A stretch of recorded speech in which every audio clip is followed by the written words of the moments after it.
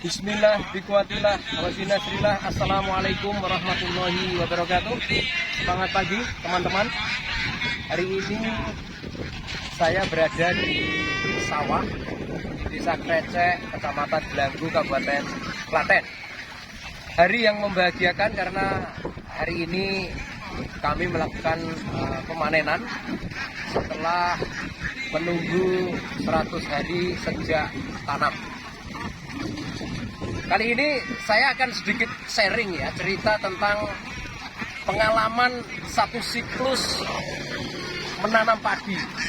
Dari awal ketika kita mencari lahan, karena kami penyewa, kemudian bagaimana teknis pembukaan lahan, penanaman, pemeliharaan, sampai pemanenan.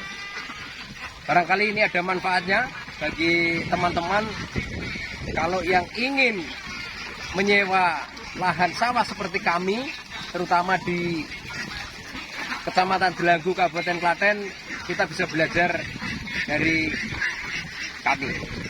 Oke, kita ikuti video selanjutnya. Yang pertama tentang pencarian lahan ya. Tentu yang kita lihat pertama dari lokasinya, posisinya dari kota-kota kecamatan itu berapa jauh infrastrukturnya, terutama jalan, dan yang tidak kalah penting adalah air. Kemudian tentu juga dari sisi topografi kita lihat, ya tentu berkaitan dengan bagaimana cara mengolah tanah dan tingkat kesuburannya. Sehingga pencarian terus kita lakukan dan kemudian ada lahan yang kita dapatkan di Delanggu. Dari pengalaman pertama ini, satu hal yang harus kami lakukan untuk berikutnya adalah mendapatkan informasi sebanyak mungkin, terutama dari petani-petani yang berada di kanan kirinya, untuk mengetahui sejarah dan tentu kaitannya dengan kualitas tanah, hasil produksi, ya, dan apa yang dikembangkan di sana. Kemudian juga dari kelompok tani, tokoh-tokoh masyarakat, termasuk kepala desa. Sampai kami ketemu dengan kepala desa itu di warung kopi, kemudian dengan tokoh-tokoh masyarakat, ya, dengan jamaah masjid itu kita tempuh untuk mendapatkan informasi tentang pencarian lahan ini. Dan tidak kalah penting adalah harga. Harga sewa yang pertama kami dapatkan itu langsung untuk 2 tahun dan kemudian kita evaluasi ya. Ini kaitannya dengan biaya nanti persiapan lahan, karena semakin lama lahan itu tidak dikelola semakin tinggi biayanya. Nah, kemudian kita yang kedua lakukan dengan cara negosiasi dengan petani, bagaimana kami mendapatkan free sewa untuk 1 sampai 2 musim, kemudian kita bayar satu musim untuk dalam 1 tahun. Dan tak kalah pentingnya ini kedalaman sulum tanah ya. Dan yang tidak kalah penting lainnya adalah bagaimana kita punya satu kesepakatan dengan petani itu langsung ke pemilik lahannya. Ada satu case kami yang memakai maklar atau calo. Ini ya sempat ada sedikit masalah sehingga kami harus selesaikan di kemudian hari. Yang kedua masalah persiapan lahan. Jadi persiapan lahan untuk sawah ini sangat tergantung pada topografi, itu satu. Yang kedua tergantung pada kedalaman sulum tanah. Kami untuk pertama mendapatkan lahan yang ada beberapa level ya, beberapa trap pematang. Kita sebenarnya sudah minta ke para petani, walaupun dari beberapa patok itu milik beberapa orang juga, itu boleh dilakukan penggabungan dari level yang sama. Karena di lapangan itu sudah ada patok-patok penanda dari BPN. Kita berjanji suatu saat nanti kalau kembalikan ke petani akan pematang-pematang ini ada dikembalikan. Dan ini akan membuat kos persiapan lahannya akan lebih rendah. Yang kedua kedalaman sulum. Kedalaman sulum ini pertama kami punya pengalaman ini terlalu dalam sehingga itu kita pakai rotary ya. Rotary masuk kerja setengah hari itu sudah amblas. Ya, sehingga di besoknya lagi ini yang alat yang kami dapatkan ini nggak mau lagi kembali ke lahan. Nah ini sangat penting ya. Memang ada plus minus yang lumayan banyak air ya, ini akan membentuk satu sulum tanah yang dalam sehingga pada akhirnya kita memakai alat traktor yang kecil. Yang ketiga masalah pemilihan varietas dan juga teknik budidaya. Kita sebanyak mungkin mendapatkan informasi kepada masyarakat kelompok tani di sekitarnya atau kelompok-kelompok yang berkaitan langsung dengan dunia pertanian. Jadi kebetulan waktu itu saya diundang oleh tokoh masyarakat Klaten yang kaliber nasional. Beliau menjadi salah satu petinggi di BUMN, mempunyai satu ketertarikan dan rasa keprihatinan ya bagaimana mengembalikan satu varietas yang unggul itu dibudidayakan oleh petani.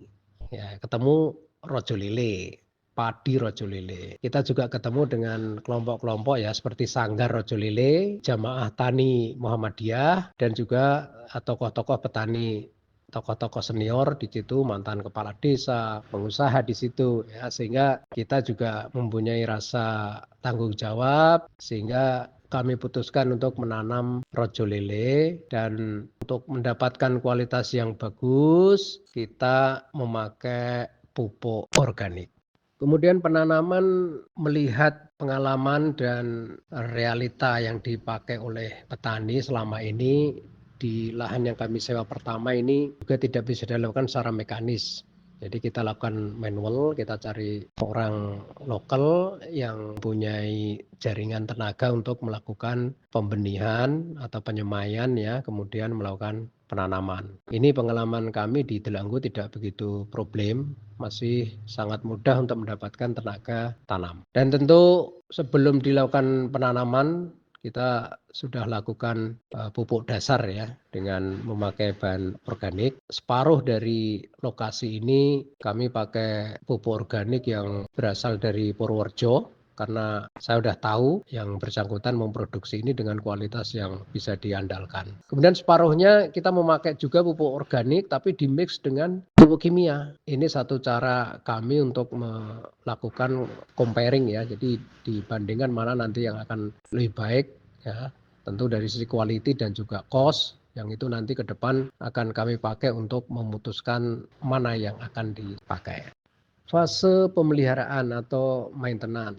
Pertama yang kami lakukan adalah bagaimana di dalam persawahan ini bisa bebas gulma ya. Tapi saya akhirnya mengevaluasi dari pengalaman pertama ini karena keinginan kuat untuk full organik, penanganan gulma masih susah ya. Apalagi dari X tanah yang lama tidak dikelola. Sehingga ke depan ya saya simpulkan bahwa untuk berorganik ini memang perlu waktu. Jadi gulma itu menjadi sangat penting agar tanaman pokok, tanaman padi ini berkembang baik dan tidak menjadi sarang tikus. Itu juga penting ya. Untuk tahap selanjutnya sebelum kita mempunyai satu teknis yang mumpuni ya, kita harus kalau perlu ya dengan herbisida, tapi pencegahannya mungkin bisa dilakukan dengan cara mengelola air. Air kapan harus dimasukkan ke peta agar gulma tidak tumbuh ke permukaan.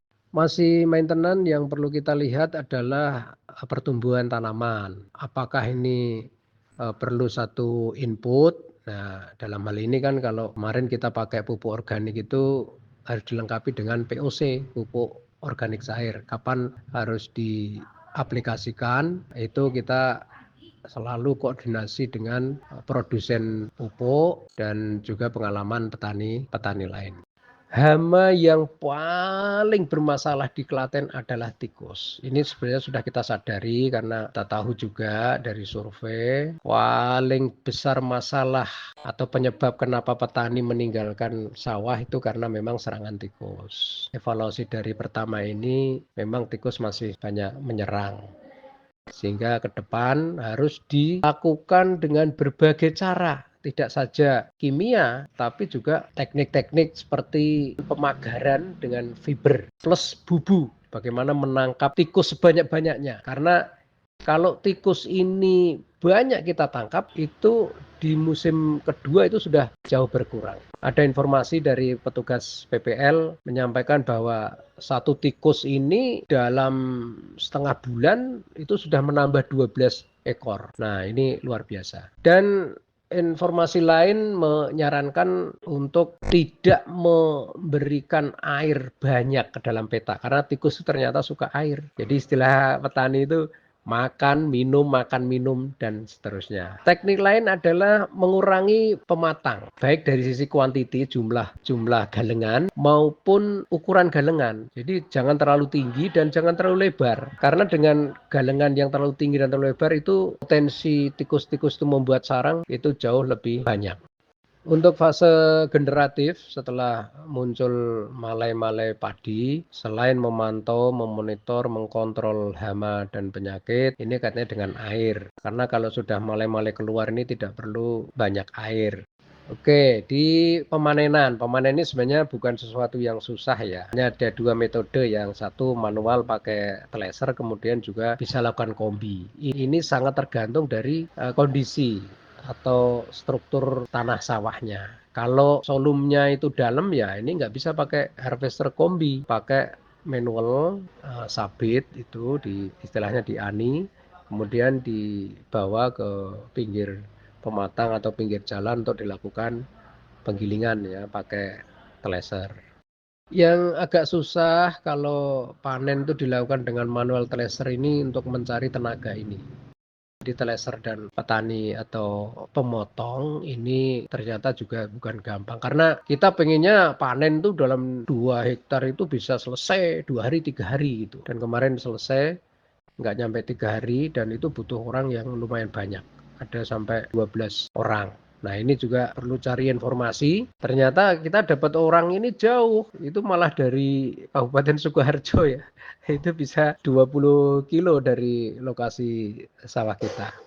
Sebelum pemanenan kita harus sudah cari pasar. Mendapatkan banyak informasi itu penting ya dari pengusaha-pengusaha penggilingan padi di sekitar lokasi ataupun kelompok-kelompok ya. Ya kelompok tani itu biasanya punya jaringan dan tentu saya juga minta masukan dari PPL khusus untuk padi-padi yang jenis premium ya seperti Rojo Lili itu ya tidak semua pengusaha atau penebas itu mau, sehingga informasi dari PPL ini sangat berarti bagi saya. Yang kemarin kita putuskan menjual gabah ini dalam bentuk gabah kering panen, itu kita kirim ke pengusaha terdekat yang punya usaha penggilingan padi. Overall kami mengevaluasi ya untuk dari pertama itu hal yang paling masih kami punya problem adalah masalah gulma karena awalnya mau full organik ya. Yang kedua adalah hama tikus. Ya ini kami intens untuk melakukan perbaikan-perbaikan penanganan di musim berikutnya, termasuk dari awal persiapan lahannya. Jadi bagaimana memperkecil kuantiti dan ukuran pematang tadi, kemudian kebersihan lahan, dan tentu penanganan bahkan sampai harus dilakukan pemagaran. Ini hal yang paling berharga bagi saya, pengalaman di rotasi pertama kami melakukan budidaya padi ini. Termasuk evaluasi lain adalah pemakaian varietas ya.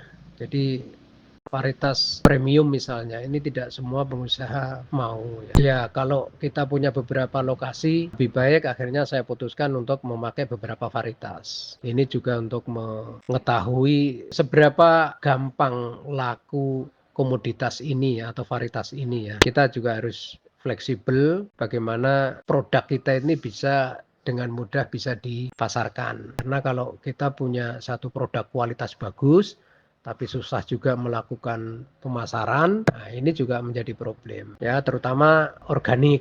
Nah, ini juga ternyata bukan hal yang gampang. Kita harus mempunyai satu akses sebanyak mungkin ke komunitas-komunitas yang sudah melakukan budidaya organik, ya, baik tadi teknisnya, caranya, maupun hasil produk ini dipasarkan kemana. Ini infrastruktur itu masih sangat lemah ya. Ya contoh Bulog sendiri.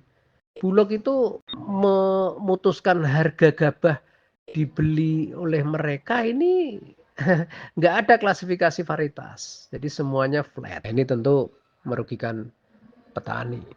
Yang tak kalah pentingnya adalah keikhlasan.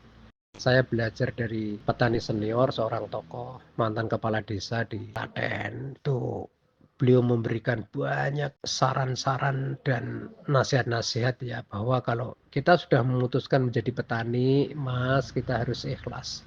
apapun itu pemberian dari Allah, dari alam, tapi kemudian untuk menjadi evaluasi, penanganan atau handling yang tepat ke depan itu apa. Dan tentu kebersamaan dengan petani ini sangat penting. Pertama ya misalnya memulai tanam sehingga panennya bareng itu sangat penting. Walaupun ini ya karena untuk mendapatkan air itu sedemikian mudah, luar biasa, sehingga ini susah juga kalau dilihat di lapangan itu petani untuk disatukan kapan mulai dan kapan panen bareng. Saya mempunyai satu pelajaran dari ini semua ya, dari satu siklus ya, bahwa bertani itu bisa mendekatkan diri kita kepada Allah Subhanahu wa taala itu menjadi lebih dekat. Karena kita sudah melakukannya dengan baik, terencana, pakai teknik budidaya atau agronominya itu sesuai dengan ya yang kita dapatkan dari bangku kuliah, pengalaman, rekomendasi teman-teman, rekomendasi PPL. Banyak hal sudah kita lakukan, tapi hasilnya masih aja ada yang di luar ekspektasi kita. Karena banyak faktor di dalam usaha pertanian ini ya. Jadi faktor sumber daya lahan saja udah sedemikian banyak, sedemikian lebar dari kualitas tanah, kualitas air, lingkungan, ada hama, ada penyakit, ada hujan, ada angin, udara, ada matahari, banyak sekali. Nah, itu semua kalau saling berhubungan dan itu akan menghasilkan satu situasi yang sangat variatif, sangat variatif. Kalau kemudian itu semua sudah kita pakai, ya tentu tawakal Allah. Kita pasrahkan kepada Allah Subhanahu wa taala. Kita sudahi dulu video kali ini. Mohon teman-teman share, sukai, kasih komen untuk perbaikan video kami selanjutnya, sehingga kami juga bisa menampilkan edukasi ataupun sharing-sharing tentang dunia pertanian, peternakan, perikanan. Selamat pagi, salam lestari dari Waiki Farmhouse. Wassalamualaikum warahmatullahi wabarakatuh.